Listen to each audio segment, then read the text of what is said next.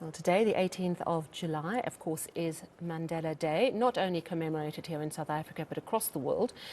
It is, of course, in memory of the day he was born. He would have been 105. He was born in 1918, rather.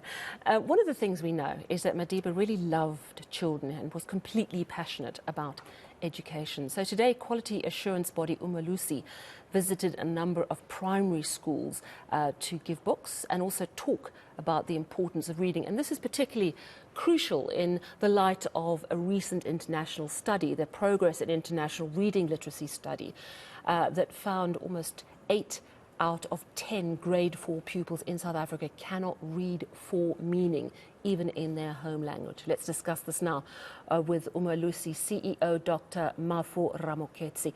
Dr. Ramoketsi, thank you so much for joining us. So just tell me, first of all, what you did for Mandela Day. How many schools did you visit? How many books did you give out? Just a small correction, Sally. Rakometsi is my surname. And good evening to you and to your viewers. Yes, I called you Dr. Ramoketsi. The country. Okay. Cool, carry on. The name is Rakometsi. Rakometsi. Did I say it wrong? Yes, indeed. I'm so sorry. My apologies. No. We can pass that one now. We can pass that one. Umalusi is 16 ambassadors who are our staff members, crisscross the country to visit primary schools in honor of Nelson Mandela on this Nelson Mandela International Day. Some of my staff members went to Mamelodi in Gauteng, to Mohale Primary School. Some were in Darnelton, Mohlago Primary School in Limpopo, and some were at Rapoho Primary School in the Northwest. I went to Khutsom Primary School in Marapiani, Mpumalanga.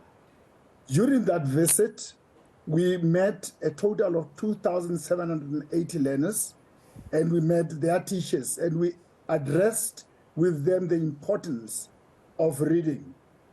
And what is critical is that we also were able to donate grades 1 to 6 readers that we received as a donation from Macmillan Education, South Africa.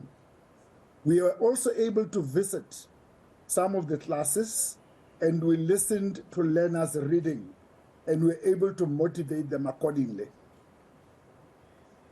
Talk to me about, speaking about reading, it is the basis of learning. And a child who's passionate about reading, it just helps them in every subject. But this report that came out that showed just how much COVID has impacted reading. We know that there were reading for meaning problems before COVID, but COVID has absolutely worsened it with the loss of learning. What sort of interventions are being put in place to make sure that our children make up for that loss of learning during COVID, and that we increase levels of reading for meaning, because it's very worrying indeed?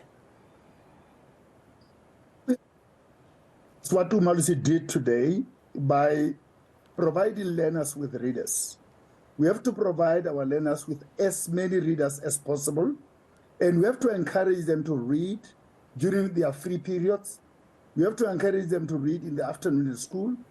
We have to encourage them to read during the weekends when they're at home, so that they can then access the content in the different subjects, because if they cannot read for meaning, it means they cannot access other subjects like history, economics, and physical sciences. So what is important is that we should inculcate the culture of reading. Sorry to jump in, I absolutely agree with you. And access to books is crucial. Encouraging children to read and giving them space to do more reading is essential. But if a child is not reading for meaning, that means there's learning and assistance that they require. Surely there needs to be more specific intervention with teachers and just people who can sit with a child and say, this is what this means. Do you understand this word? Testing comprehension. It's not just about the child reading, surely. What is important is that learners have to have adequate vocabulary, and they can only acquire adequate vocabulary if they get into the culture of reading, and reading even on their own, and reading with the assistance of their teachers. What I've observed in other countries as I travel all over the world is that people, even as they wait at the bus stops, at train stations, they are reading, even adults. If we could do that as well as adults, we'll be setting a very good example for our children. So it is not only teachers who have to do it, we have to do it also as parents and as members of the community. How do we do it, though? I mean, it doesn't, you can't just say to a child, read a book, you know. Yes, you lead by example to a certain extent, but I'm not sure how you create a culture of reading specifically. What do you think will work? What would work is also for us as parents to create incentives for our children to read. Get them books to read and give them time to read and say, I give you a week or two to read these books.